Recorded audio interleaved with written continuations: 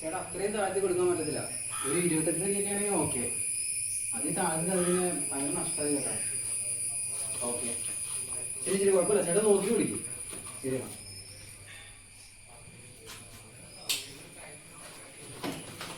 പോയിട്ട് ചേട്ടാ.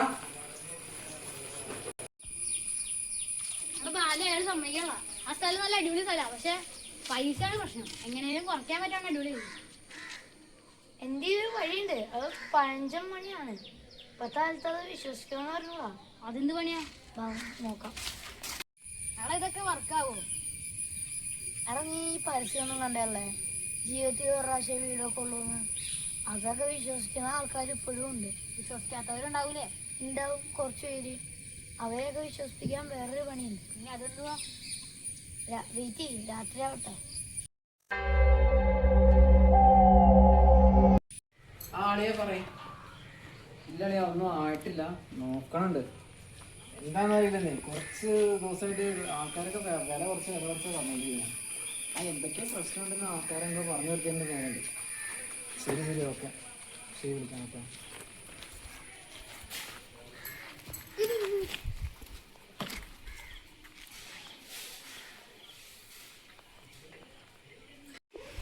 പേരെന്ന് പറഞ്ഞേ? എന്റെ പേര് സന്തോഷം. പിന്നെ ചേട്ടാ ഇവിടെ വെള്ളത്തിനെല്ലാം കുഴപ്പം പറ്റും? വെള്ളത്തിന് കുഴപ്പമൊന്നുമില്ല. വെള്ളമൊക്കെ അടിപൊളിയല്ലേ. പിന്നെ എല്ലാ സമയത്തായാലും വേൽക്കാലായാലും എന്തായാലും വെള്ളം ഉണ്ടാവും. മുപ്പക്കാലായാലും അടിപൊളിയാണ്. സ്ഥലവും പരിസരമൊക്കെ അടിപൊളിയാണ്. പിന്നെ എന്റെ കാര്യം ശരി കുറച്ച് പ്രശ്നങ്ങളൊക്കെ പോകണം. വലിയ കുഴപ്പമില്ല. ഞാനിത് കഴിഞ്ഞിട്ട് ബാംഗ്ലൂർക്ക് പോകാനുള്ള പരിപാടിയിലാണ്. എന്നാ ഞാൻ കുറച്ച് നേരം വിളിക്കാം. ആയിക്കോട്ടെ ശരി. വിളിക്കണം. ഓക്കെ ആയിക്കോട്ടെ. ഹലോ, ആ തിരുമേനി, ഞാൻ അന്നൊരു ദിവസം വീടിൻ്റെ ഒരു കാര്യം പറഞ്ഞില്ലായിരുന്നു? ആ വീട് ഞാൻ സ്ഥലമൊക്കെ നോക്കി. പക്ഷെ കിണറിൻ്റെ അടുത്ത് നോക്കിയപ്പോൾ ഒരു മനുഷ്യൻ്റെ അസ്ഥി പോലെ മണ്ണിൽ പൊതഞ്ഞിക്കണ പോലെ എനിക്ക് തോന്നി. അപ്പോൾ തൊട്ട് എനിക്ക് തോന്നുന്നു ഈ വീട് എടുക്കണോ എടുക്കണ്ടേന്ന്. അതായിരുന്നു തിരുമേനിനെ വിളിച്ചു ചോദിച്ചത്.